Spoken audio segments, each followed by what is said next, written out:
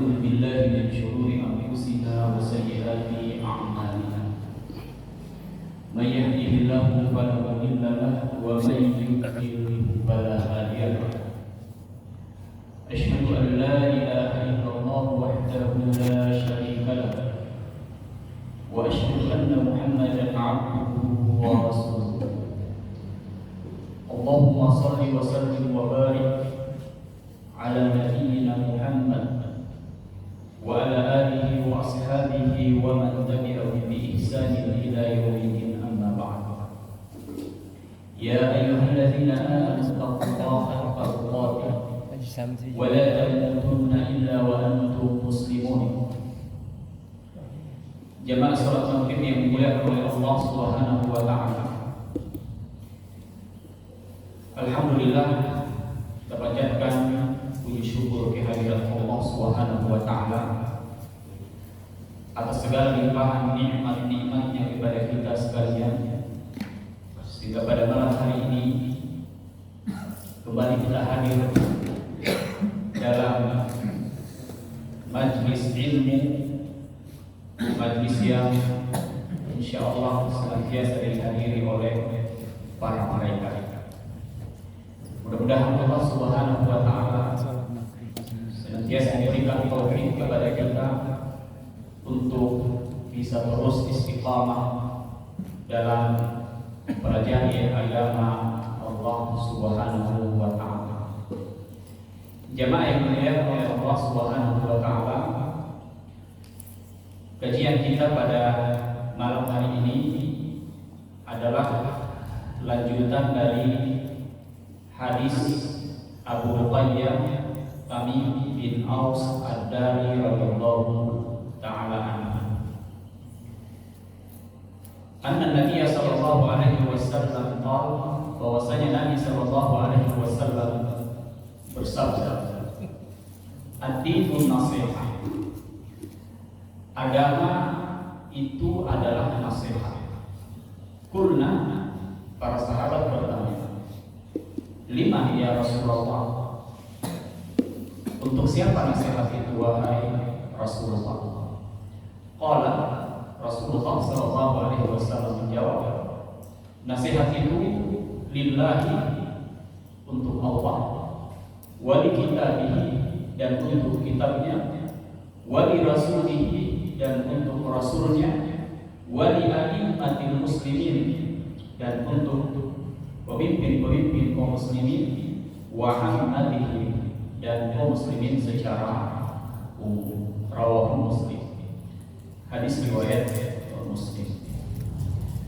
Pada pertemuan yang lalu sudah kita sampaikan nasihat kepada Allah Subhanahu wa taala. Dan pada malam hari ini insyaallah kita masuk pada nasihat kepada kitab Allah Subhanahu wa taala. Wa minan nasihati li kitabillah, di antara bentuk nasihat kepada kitab Allah Subhanahu wa taala, yang pertama, antuk binadi anna Allah ta'ala takallama bi hadzal Qur'an haqiqatan.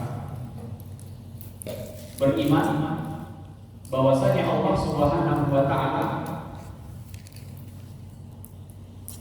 menyampaikan Al-Qur'an ini dengan kalamnya, atau kita mengatakan Al-Qur'an ini adalah kalam Allah, perkataan Allah Subhanahu wa taala, bukan makhluk seperti yang dipahami oleh salah satu aliran yang menyimpang dalam agama. Jadi kita mengimani bahwa Al-Quran yang ada pada diri kita, yang ada kita simpan di rumah masing-masing, yang termaktub di dalamnya merupakan kalam Allah, perkataan Allah Subhanahu wa taala, baik hurufnya maupun makna. Huruf-huruf yang ada di dalam Al-Quran maupun makna-maknanya merupakan kalamullah, perkataan Allah Subhanahu wa ta'ala. Dan Nabi sallallahu alaihi wasallam menerima Al-Qur'an atau kalamullah itu langsung dari Jibril alaihissalam lewat perantara Jibril alaihissalam. Ya, artinya Al-Quran itu turun kepada Nabi Muhammad sallallahu alaihi wasallam lewat perantara Jibril alaihissalam. Allah berfirman, wa innahu latanzilu rabbil alamin nazala bihi ruhul amin ala qalbika litakuna minal munzirin bilisanin arabiyyin mubin. Wa innahu, bahwa Al-Quran itu latanzilu rabbil alamin, sungguh benar-benar diturunkan dari Rabb semesta alam, yaitu Allah Subhanahu wa ta'ala. Nazala bihi ruhul amin, yang diamanahkan kepada Jibril alaihi salam untuk menyampaikan kepada Nabi Muhammad sallallahu alaihi wasallam. Jadi Ar-Ruh Al-Amin di dalam ayat ini adalah Jibril. Jadi Jibril yang diamanahkan untuk membawa Al-Quran itu ke bumi. Ala qalbika litakuna minal munzirin. Dan Al-Quran itu langsung dimasukkan ke dalam hati Nabi Muhammad sallallahu alaihi wasallam. Litakuna minal munzirin, agar dia jadikan Al-Quran itu sebagai bahan untuk memberikan peringatan kepada umat manusia.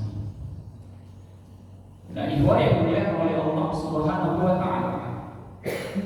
Lalu di ayat selanjutnya, bilisanin arabiyyin mubin, Al-Quran itu turun dengan menggunakan bahasa Arab. Jadi bahasa yang digunakan adalah bahasa Arab. Pada ayat ini sedikit kita perhatikan firman Allah Subhanahu wa ta'ala, ala qalbika, dimasukkan ke dalam hati Nabi Muhammad sallallahu alaihi wasallam. Rasulullah sallallahu alaihi wasallam ketika pertama kali menerima wahyu, beliau diperintahkan untuk membaca terlebih dahulu. Kata Jibril, Iqra. Lalu Nabi mengatakan, saya tidak bisa membaca.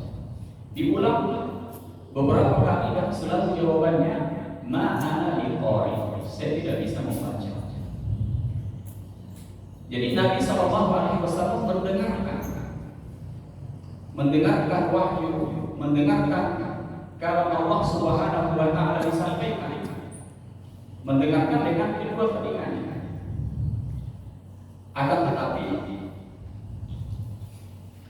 Al-Quran ini, jamaah yang dimuliakan oleh Allah Subhanahu wa ta'ala, kalau dia hanya sebatas didengarkan dan tidak sampai ke hati, maka Al-Quran itu tidak memberikan pengaruh kepada jiwa seseorang. Makanya di dalam ayat ini, Jibril alaihissalam yang diperintahkan oleh Allah Subhanahu wa ta'ala untuk membawa Al-Quran, mengantarkan Al-Quran kepada Nabi kita, Nabi Muhammad sallallahu alaihi wasallam, itu langsung dimasukkan ke dalam hati, langsung dimasukkan ke dalam hatinya. Sehingga ketika Al-Quran itu masuk ke dalam hati, maka dia akan memberikan pengaruh kepada seluruh anggota tubuh yang lain. Nabi SAW telah mengamalkan semua apa yang ada di dalam Al-Quran. Bahkan akhlak beliau adalah Al-Quran. Perilaku beliau adalah apa yang ada di dalam Al-Quran. Sebagaimana ketika istri beliau Aisyah radhiyallahu anha ditanya, bagaimana akhlaknya Rasulullah? Beliau mengatakan, kana khuluquhu Al-Quran. Akhlak dari Rasulullah sallallahu alaihi wasallam adalah apa yang ada di dalam Al-Quran. Sehingga nasihat terhadap Al-Quran yang pertama adalah kita mengimani bahwa Al-Quran itu adalah kalam Allah, perkataan Allah Subhanahu wa taala, firman Allah Subhanahu wa taala. Lalu kita berusaha untuk mempelajari, memahami Al-Quran itu dan kita masukkan ke dalam hati kita. Tentu butuh proses, butuh perjuangan. Tidak mungkin 1-2 kali langsung masuk. Ada tahapan-tahapan yang harus kita lalui agar Al-Quran itu benar-benar masuk ke dalam hati kita, sehingga tingkah laku perbuatan kita juga sesuai dengan apa yang ada di dalam Al-Quran. Di samping kita membaca, mempelajari makna-makna yang terkandung di dalam Al-Quran, maka kita juga berusaha untuk membersihkan hati kita. Karena Al-Quran ini kalam Allah, dia adalah sumber ilmu pertama, yang mana ilmu itu kata Imam Syafi'i rahimahullah, dia adalah nurullah, cahaya Allah. Dan cahaya Allah Subhanahu wa taala dia tidak akan menyatu dengan kemaksiatan. Ketika hati itu masih dipenuhi oleh noda-noda maksiat, maka cahaya Allah itu susah masuk. Maka caranya adalah kita bersihkan hati ini. Kita bersihkan, kita tingkatkan amalan soleh, kita banyak beribadah, kita hilangkan penyakit-penyakit hati itu seperti riya, hasad, dendam, amarah, penyakit-penyakit yang lain yang menyebabkan hati itu susah dimasuki oleh cahaya Allah, kita hilangkan semua. Karena kita ingin setiap ayat yang kita baca, yang kita pelajari itu masuk ke dalam hati kita agar bisa berbuah amalan saleh pada anggota tubuh kita. Kata Nabi sallallahu alaihi wasallam, "Inna fil jasadi mudghah, idza salahat salaha al-jasad kullu, wa idza fasadat fasada al-jasad kullu." Sesungguhnya di dalam jasad setiap orang ada segumpal darah. Ketika dia baik, maka baik pula seluruh anggota tubuh. Dan ketika dia rusak, maka rusak pula seluruh anggota tubuh. Ala wahiyal qalb. Dan ketahuilah yang dimaksud dengan segumpal daging adalah hati. Jemaah yang dimuliakan oleh Allah Subhanahu wa taala, itu nasihat yang pertama terhadap kita Allah. Kemudian yang kedua, wa min nasihati li kitabillahi azza wa jalla. Nasihat kepada kitab Allah azza wa jalla yang kedua, ayyakuna al-insanu bi ihtirami hadzal Qur'an al-azim. Hendaknya seseorang memuliakan Al-Quran yang agung ini, memuliakan Al-Quran yang agung. Di antara bentuk pengagungan, pemuliaan kita terhadap Al-Quran, apabila kita hendak menyentuhnya, apabila kita hendak membacanya, maka sebagai bentuk pemuliaan kita kepadanya, kita berwudu atau bersuci terlebih dahulu. Kita bersuci. Kalau hadas asghar cukup dengan berwudu. Kalau hadas akbar, hadas besar, maka dia harus mati. Dia tidak boleh menyentuh Al-Quran sebelum dia bersuci terlebih dahulu sebagai bentuk pemuliaan dia terhadap kalam Allah, perkataan Allah Subhanahu Dalam sebuah hadis disebutkan Nabi Shallallahu Alaihi Wasallam bersabda, la yamassul Quran illa tahir. Tidak boleh menyentuh Al-Quran kecuali yang suci. Kecuali yang suci. Jadi hadis ini sangat tegas. Sehingga para ulama kita sebagian di antara mereka menjadikan hadis ini sebagai dasar tentang wajibnya bersuci terlebih dahulu sebelum menyentuh atau membaca Al-Quran. La yamassul Quran illa tahir. Tidak boleh menyentuh Al-Quran kecuali orang yang suci. Kemudian jemaah yang dimuliakan oleh Allah Subhanahu wa taala, di dalam hadis ini disebutkan la yamas, menyentuh. Tidak boleh menyentuh. Namun para ulama kita mengatakan walaupun dia tidak menyentuh tapi dia hendak membaca Al-Quran, maka tetap dianjurkan untuk bersuci terlebih dahulu. Tetap dianjurkan untuk bersuci terlebih dahulu. Apalagi orang yang memang sudah hafal Al-Quran, tidak butuh lagi mushaf, tidak butuh lagi Al-Quran, karena Al-Quran itu sudah menyatu dengan dirinya.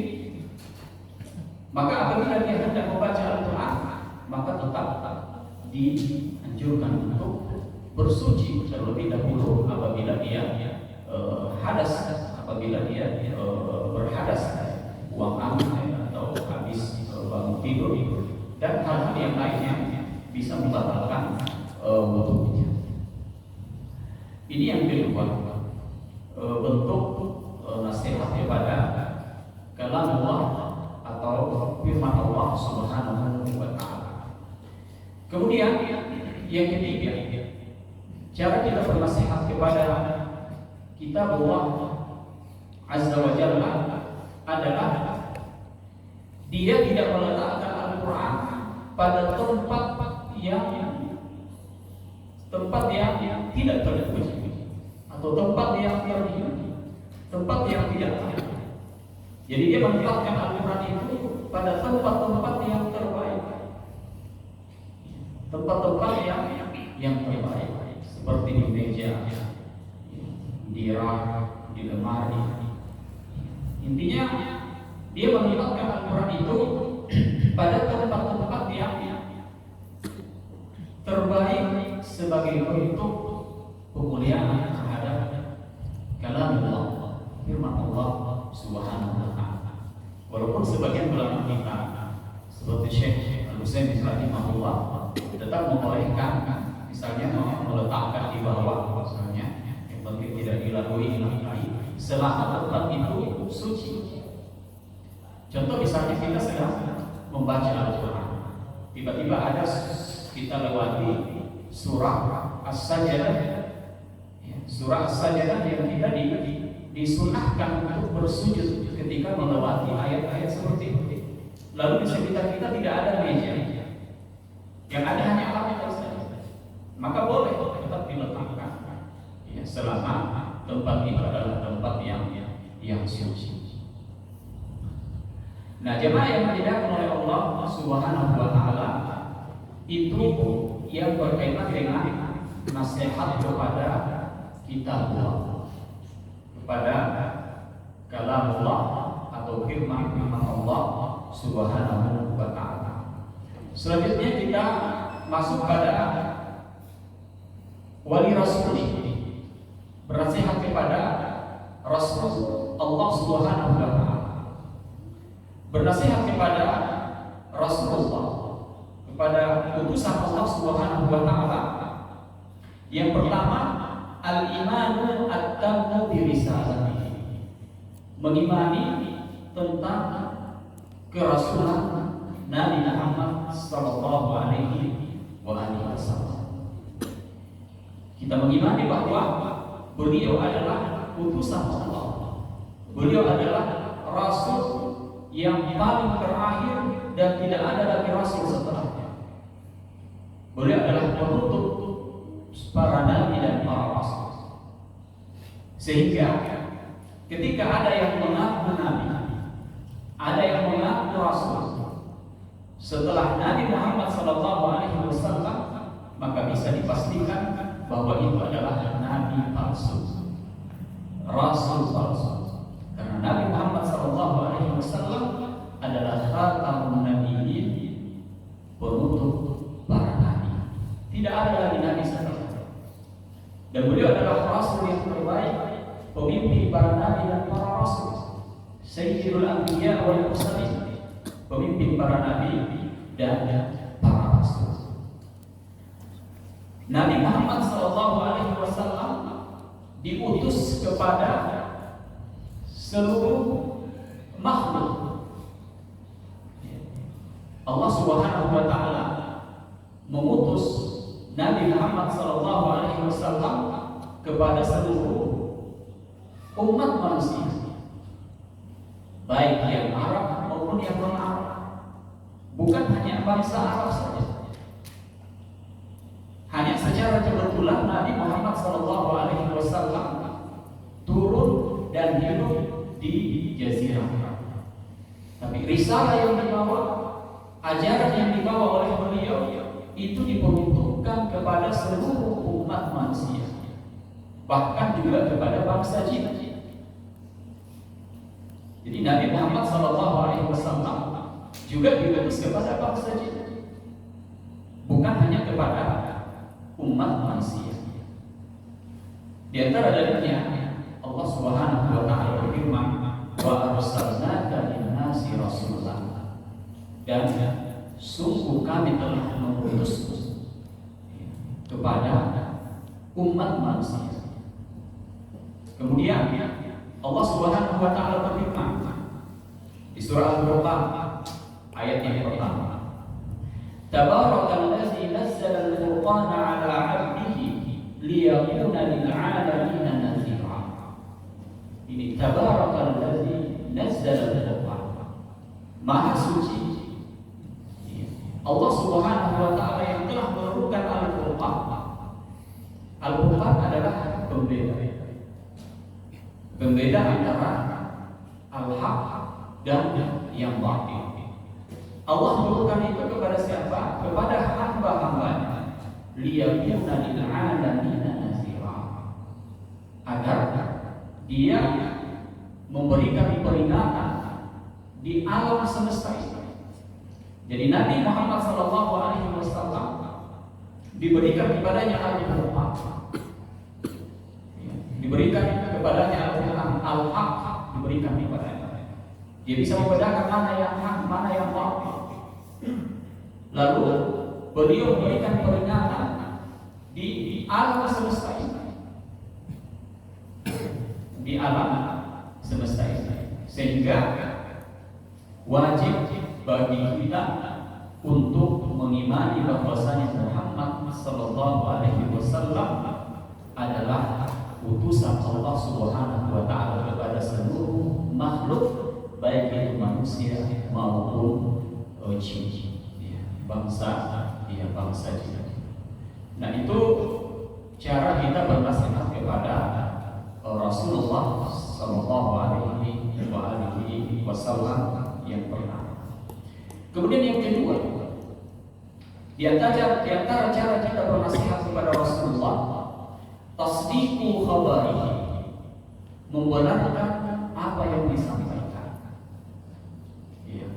Membenarkan semua apa yang dikhabarkan, apa yang disampaikan oleh Rasulullah sallallahu alaihi wasallam. Kapan ada yang meragukan satu saja, berarti dia belum bernasihat kepada Rasulullah, dipertanyakan keimanannya, atau dia membuat sesuatu yang baru lalu dia nisbatkan kepada Rasulullah sallallahu alaihi wasallam. Ini lebih parah lagi. Dia membuat tandingan kepada Rasulullah sallallahu alaihi wasallam, seakan-akan dia tidak percaya atas apa yang telah disampaikan oleh Rasulullah. Padahal Rasulullah sallallahu alaihi wasallam telah menyampaikan semua perkara hadis, semua perkara hati telah disampaikan oleh Rasulullah Sallallahu Alaihi Wasallam. Yang ketika umat manusia mau fokus, mau menyibukkan diri untuk mengamalkan semua apa yang disampaikan oleh Rasulullah Sallallahu Alaihi Wasallam, niscaya mereka tidak akan sanggup. Waktu mereka tidak akan cukup untuk mengamalkan hadis-hadis yang disampaikan oleh Rasulullah.